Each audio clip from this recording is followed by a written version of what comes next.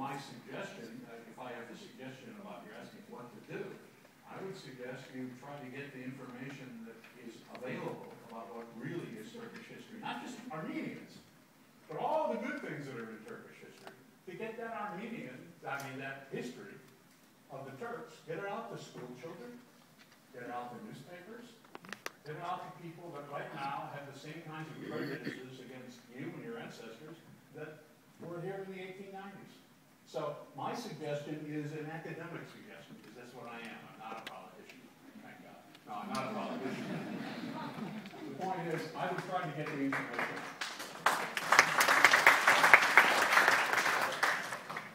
We're going to go in order 1, 2, and then 3 here. Okay.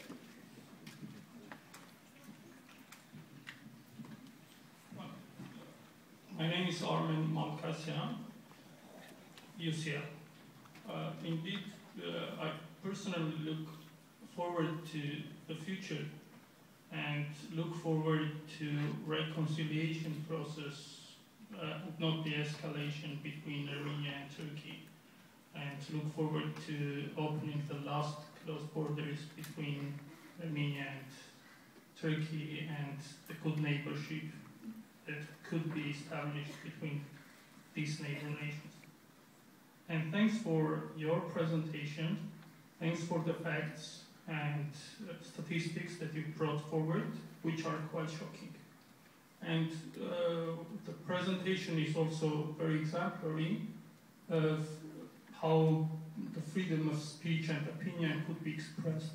Because, well, I believe that this freedom and these rights are fundamental no matter how deceptive and prejudiced they could be. And in this light, I'd kindly like to ask you 2 questions with the permission of the chair. The first question is, in general, do you think that denial of crime is first immoral and hence offensive? Denial of crime, is it immoral or offensive? What is denial of crime is immoral or offensive? Well, go ahead with your second question, and then we'll give it. Yeah, that can be contingent from the answer of the first question. If possible, I get with the answer of the first one, and then we'll continue with the second one. If you want to know whether denial of a crime is morally offensive, the difficulty is when there is a complete disagreement about whether a crime was committed or not. So if you go into a court and there are 2 sides, the prosecution and the defense, and one denies it, one says it's true, neither one is morally wrong. This is what has to take place. So what I would say is, when you're talking about reconciliation, the only thing I can say about any of those things is the way we find those things out is with historical debate, is with discussion among historians, is with Turkish and Armenian and American and British and other European historians getting together and going over a topic. And the more that takes place, the better off we are.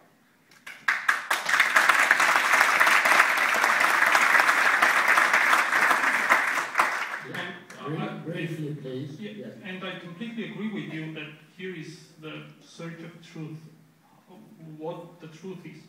And in this regard, do you think that, for example, Benedict XV, Roman Pope, or Byron, or Nobel Prize winner Orhan Pamuk, is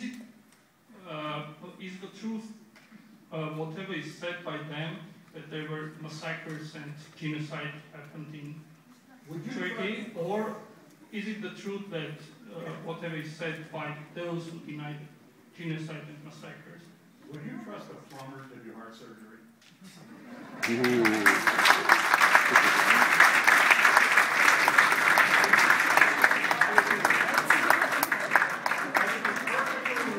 Not a historian. What these people say, if they gave me any historical evidence behind what they're saying.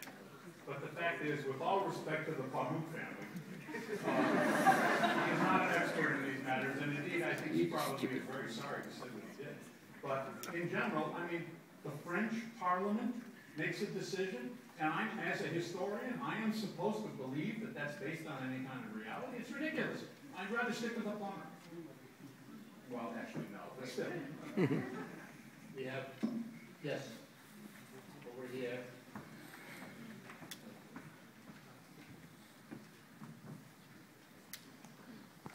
My name is Tatiana Grigorian. I represent the Forum of Armenian Associations of Europe.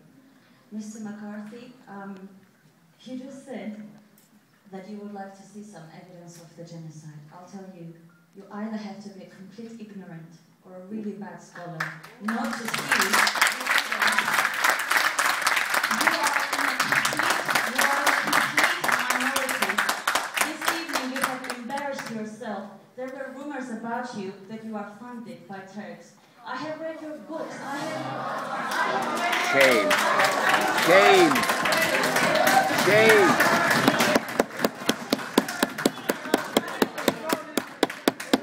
Can I just say one thing? Shame.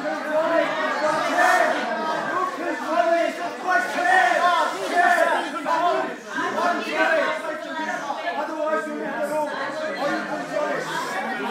This is not Ankara. Hey, this is not Ankara. You control it. This is not a historical society. This is academic integrity. I have a question for you. In your very, very pathetic presentation this evening, I'm asking the question. In this presentation, you presented sketches, not one photograph. Why don't you ask any of these people to go on Google this evening and put Armenian genocide and see the pictures? You're talking about no evidence. Google has been biased by the Armenians. Taken by the Germans, taken by the Americans. There is so much evidence that you have to be a complete ignorant. I think you're the ignorant. Yok ne kopması ya Allah Allah. Şut olmasın. Herife hakaret ediyor ya. Göz göre göre. Just as we listened to Professor McCarthy, I think, LSE takes it very seriously that principles of freedom of speech and expression of thought is observed by all in the audience, okay? Which means that if you want to ask a question to our speaker, you are entitled to ask a question to the speaker. And I want people in the audience, refrain from insulting the speaker, and also refrain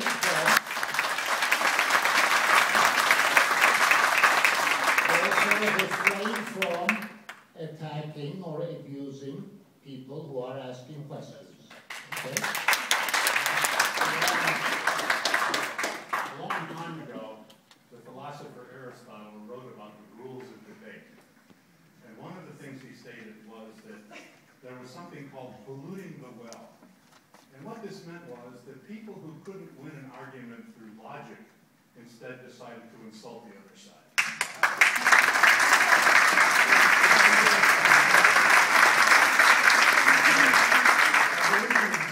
You've been insulting the Armenians all through your lecture. Be quiet. It's a shame. Be quiet. You have to be quiet. You've been told to be quiet. One of the difficulties is when statements such as the one that was just made about photographs that I supposedly avoided. I believe I was speaking about Sassoon in 1894. If you believe that there were photographs in Sassoon in 1894, then I would like to sell you some land in Florida.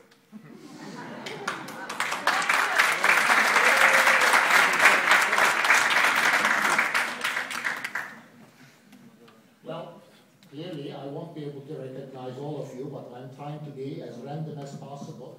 And there is a lady here. Yes, I recognized her some time ago. Go ahead. Thank you. First of all, I'd like to clarify what you said. Is it just about the Sassoon event, or you can say it for the whole Armenian genocide, the falsified sources and not reliable sources? I have, like I said, the book the book that has 300 pages and more on all this kind of thing. I actually have some things on falsifications of World War I, of which there are a lot. But unfortunately, with time, there's a limit to what you can do. And the organizers specifically said that it would be something other than World War I. Okay.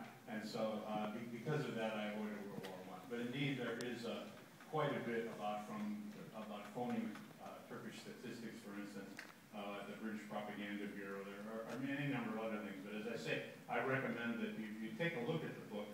Now, you don't really have to buy it in a library somewhere. You can take a look at the book and then see whether my arguments make any sense, because there's an awful lot I know about that. Okay? Well, yeah, we'll try to have a look. So if we generalize it to the Armenian genocide, I got the impression that, for example, the British government is not clever enough that they relied only on those imagined sources and those letters from friends, or how they managed their foreign policies only based on this, what published on newspapers, or they had other sources and other evidences? Well, when you say the British government, I mean, you have to have because you said, sorry, time and people, and what, you mean in the 1890s? 1890s, beginning of 20th century. The sources that I gave you are completely what the British government's policies were at the time. They're all based on those sources, yes. That's, of course, you go later on, that's a different thing. 1915, a colossally different situation. But for this now, this is a simpler one, easy to understand, and it's based on exactly those things. There are other councils. There's another missionary's child up here in Erzurum, and in Graves, who's a British consul as well. There are other people that are involved in this, and there are other times when Armenians are both killed and when Armenians do killing in the 1890s. But there's a limit to how much you can pack into an hour. I'm sorry, you said, I don't want to be long here. You said that government wouldn't check the figures they got from Sassoon. So that's why I'm asking the question. You mentioned the word government, British government, and I'm sure they have archives which are open today, and there are books published on those papers. And the other thing, if you keep on separating Sassoon from 1915, then it's truly a sketch. It's not the whole image. Oh, it's not intended to be the image of the entire history of Turks and Armenians. No, of course not. Nothing. But it is an indication of what was to come, of the kind of prejudice and feeling and acceptance of false. Well, you can see it in today's press as well. In today's press, sorry, when you have technologies, when you have internet, you have exact figures, but you have mistakes today. You couldn't expect people to have numbers in those days, and you couldn't expect to have other sources rather than letters. I think we probably have gone through enough, but let me just say this. I don't expect people to have statistics. Yeah. Quite the contrary. I expect people not to make them up and not to lie about statistics. I totally agree. That's not acceptable. But right, so that's just some example. That's not the whole truth. Yeah. Thank you. Right. One more here and then over here. Okay. I want to emphasize, please be brief and please direct the question to Professor McCarthy. Yeah. I'm a student studying history. I'm a Turkish student in UK, and my research interests are not Armenian questions, so I don't. Well, I didn't have any primary research, so I'm not an expert on this. I don't know. And you said in the beginning that you want to talk about what actually happened, but how people talked about those happenings, etc. So I just want to reflect some of your rhetorical strategies. That how you represented those, and they seemed very interesting for me. Because is this a question or a rhetorical? It is a question. Yeah, it's a question. You sound very much like my old speech teacher. Okay, it is a question. No, it's a question. I want just to ask you about why was it relevant that we saw all these Orientalist and colonialist caricatures and pictures and all these little things that were in the American press, which weren't really relevant about Orientalism in the 19th century wasn't about Turks, it wasn't about the Armenians, it wasn't about Kurds. It was a much more general problem about the 19th century, about the imperial project of Europeans and also Americans. So you just selected some pictures, made all this audience laugh, and then continued to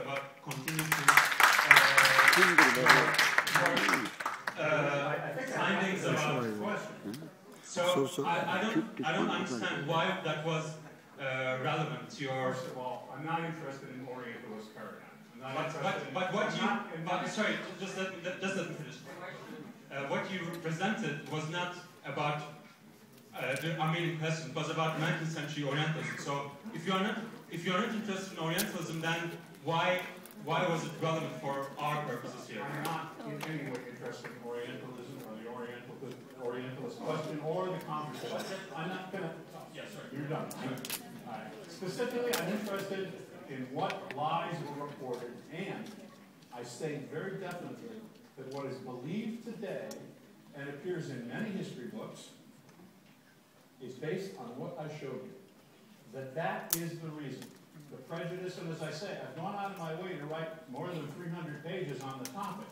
So if you think that's because I'm considering Orientalism, I think you'll find that the term isn't even used in the book. So all I can say about your Orientalism idea and whether I reflect or don't reflect the paradigm is it's not what I intend, and if I do, it's really accident. This is a little one, sorry. I want to say, But not too many questions.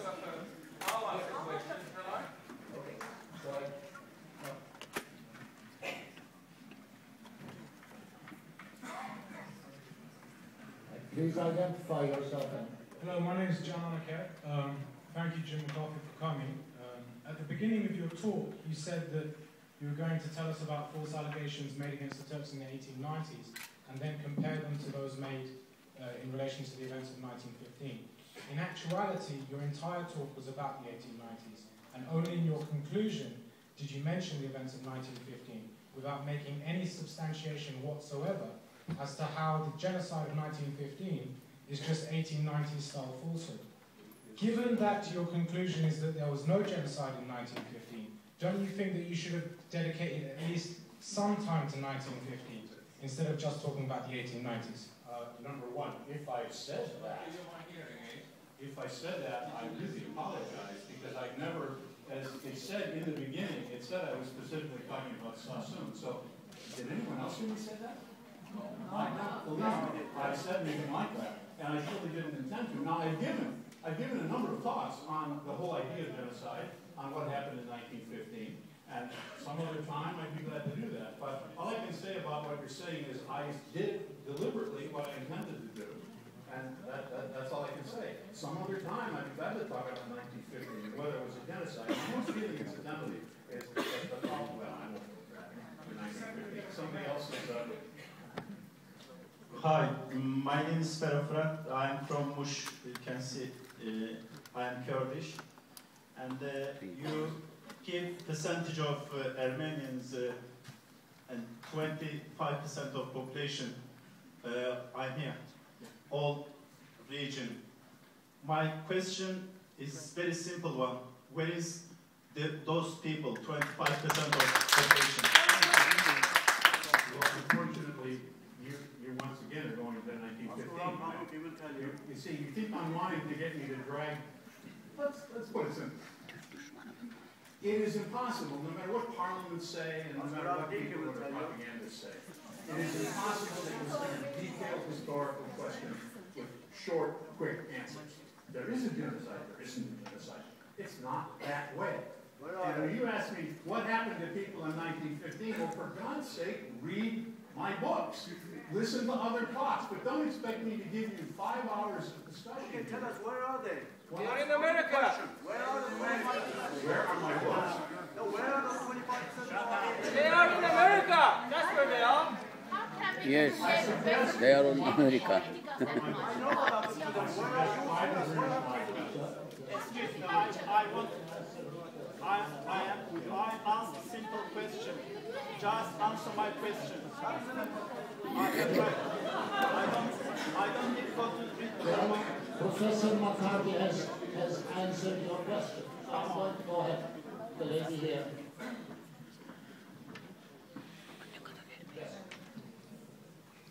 Thank you, Dr. McCarthy. My name is Susa Bas. I'm the Iraqi Turkmen representative in London. I really enjoyed your lecture, and I hope the rest of my colleagues, they enjoyed it as well. I'm just thinking that all these reports that they have been depending on the machinery's report, while they are just, these conflicts which the superpowers, they depend on to put more pressure on Turkey. So whenever they want to put more pressure, they use it as to declare, oh, they identify that this massacre happened at that time.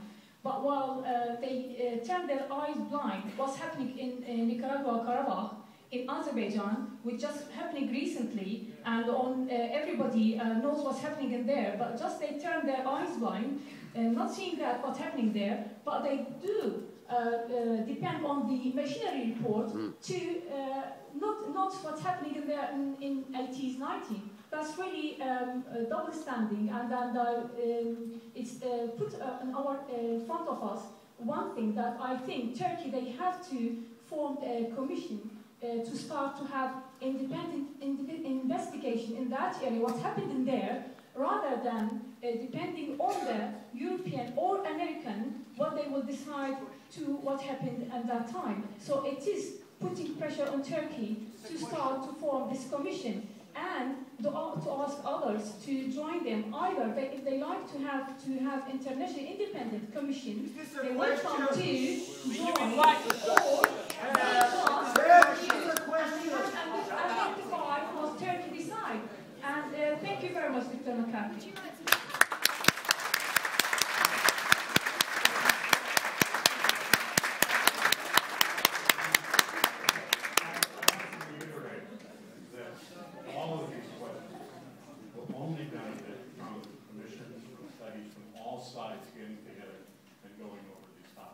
Hopefully without screaming at each other, because that doesn't really solve any problem. Thank you.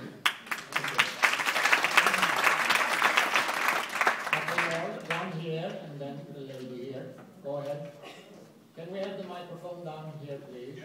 Here. Yes. Hello, I'm Grant. I'm studying at Oxford. And I'm just curious if you could comment. You've talked a lot about different sources and unreliable sources, so I'm curious if you can comment on where your sources are from. And because I'm sympathetic as much to the Turkish side in the issue as many of the people here, but I'm somewhat skeptical at saying we should deriding something because it's an Armenian source, like you said, the missionaries were getting. As much as I am against deriding something because it's just the Turkish side. No, I agree with, are you done? I'm just curious about your methodology. No, I'm trying to. First, you realize I was not writing about what happened. The sources I use when I write about what happened include Armenian sources. And I agree with you completely that no one set of sources is to be avoided. You should try to study everything you can from every source. And I think in my writings, I think if you look, you'll find that I have tried to do that. Not necessarily successfully. I can't use Georgian sources very well because I don't understand it. And I don't even understand the people in Georgia and America, much less than that. I try not to do that. What I was saying here is that these are only one source. They're orchestrated source. I believe they come from the Hunchak Party. Now, but I did make a point of saying this is just an impression of mine, that I couldn't prove that. And I definitely mean that. I wasn't talking today about what I believe to be true. What I was talking about was specifically the bad sources that are used when an assertion is made. I would suggest that to study this, we look at the investigation committees, both the Ottoman and the European ones, and we use those as the basis of our investigation because they're the only people that actually study. Now notice I'm saying we use evidence of Turks, Kurds, Armenians, Europeans that study, and the Ottoman government. So my suggestion would be those, and I might add that I'm actually writing a book on that. So you'll get to see whether I'm using the sources or not. What are those sources? The investigation committees that actually looked at what happened, which the European advisors, the three that I mentioned, but also the Ottoman Commission itself, and the report that the Ottoman Commission made. I mean, those are the things, because it's like in a court, you want people that actually investigated the story, not people that come up and say, I heard from a friend, I heard from a friend, I heard from a friend. The history we have now is written on those, I think, very bad sources. I think we should rely on those that actually interviewed the people who were there.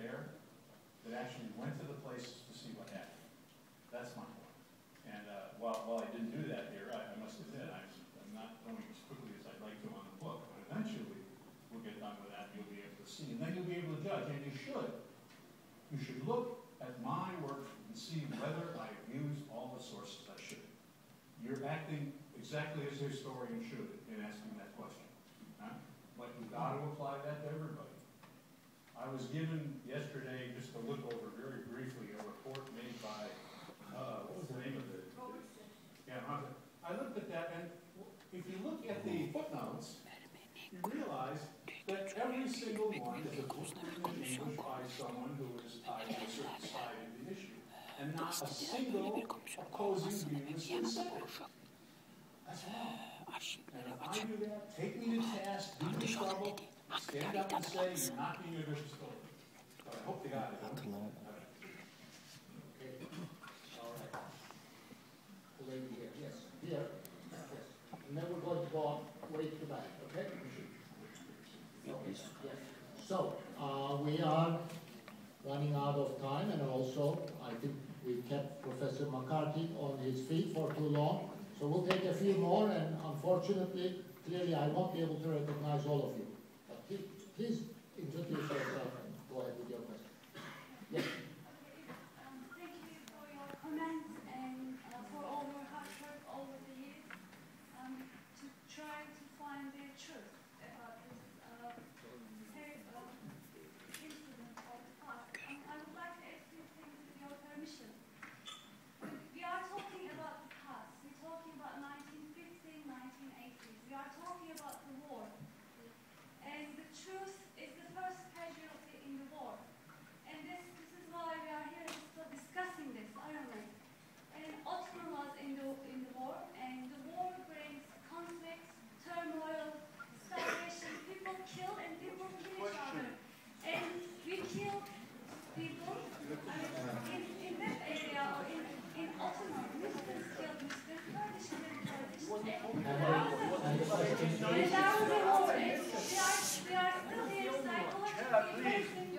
And I think we've been suffering since those days as Turkish people, psychologically, wherever we go, whatever we do, this place is because of us. Everyone against us. And this is the same for politically and economically. We know this as the whole world. So, yeah, this question, of course. Hold on, girl, hold on. Sit it down. Somebody take him out, please.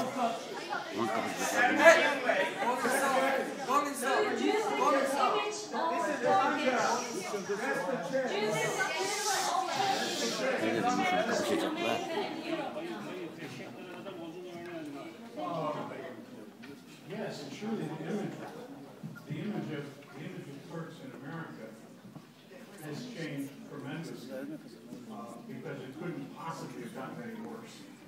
I mean, the image of Turks in America in the time I'm talking about here was slightly better than the image of the devil, but only slightly.